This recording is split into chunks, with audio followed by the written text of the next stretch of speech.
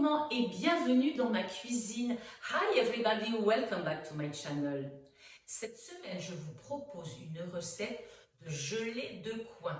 Mais pas n'importe quel coin, les coins du Japon. Alors peut-être que vous connaissez ces arbustes fleuris de fleurs roses que l'on voit souvent dans les haies ou comme arbustes. Mais lorsque la floraison est terminée, apparaît un fruit. Il ressemble à une pomme et lorsqu'il devient jaune, il tombe et on le ramasse pour en faire gelée ou confiture. Bien sûr, beaucoup d'entre nous ne le savent pas et le mettent dans les déchets verts. Donc, on va aller voir en cuisine comment j'ai réalisé cette recette. Petit tour dans le jardin pour aller voir les cognaciers du Japon.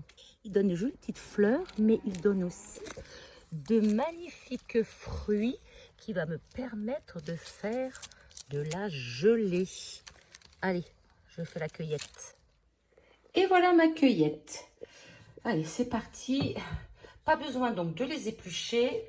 Je les coupe en morceaux et je garde surtout les pépins. Ce sont eux qui sont bourrés de pectine qui vont permettre à la gelée d'être un petit peu plus dure hein, et non pas liquide. Je les ai donc coupés en 4 et j'ai laissé peau et pépins. Et maintenant, on va les mettre dans la cocotte. Une fois dans la cocotte, je vais les couvrir tout juste d'eau.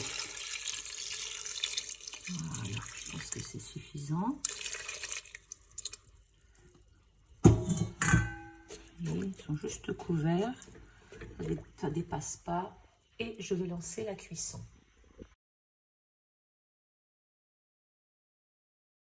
Je filtre le jus. Voilà, je continue à récupérer et à filtrer le jus. Et j'ai gardé la pulpe. Alors on peut en faire évidemment de la confiture, mais là moi je voudrais faire de la gelée. Voici le jus que j'ai récupéré et j'ai mis dedans autant de sucre que de jus parce que le coin du Japon est relativement acide.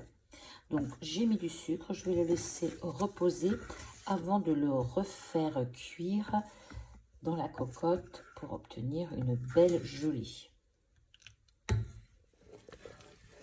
Allez, on remue, on écumera à la fin avant de mettre en pot.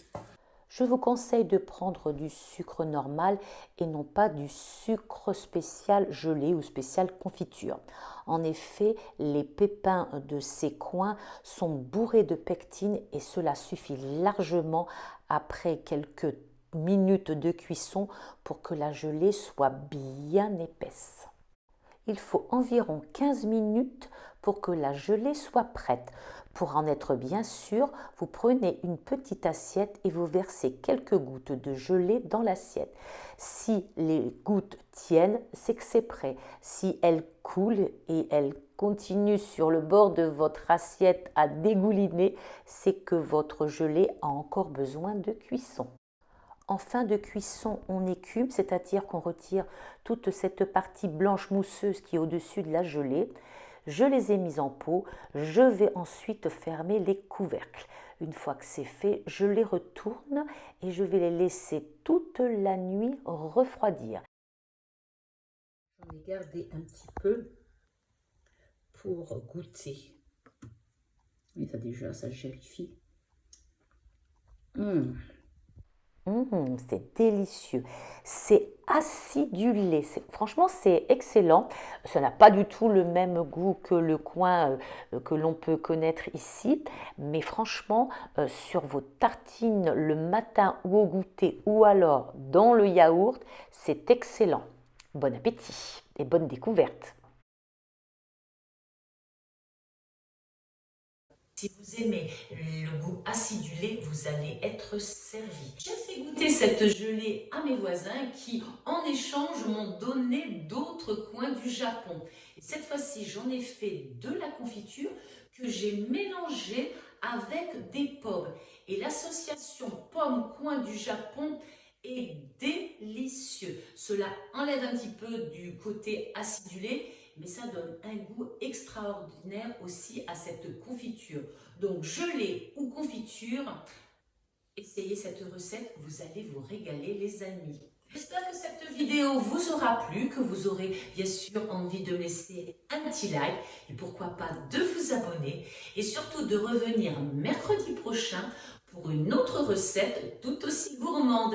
D'ici là, portez-vous bien, soyez zen et surtout, régalez-vous.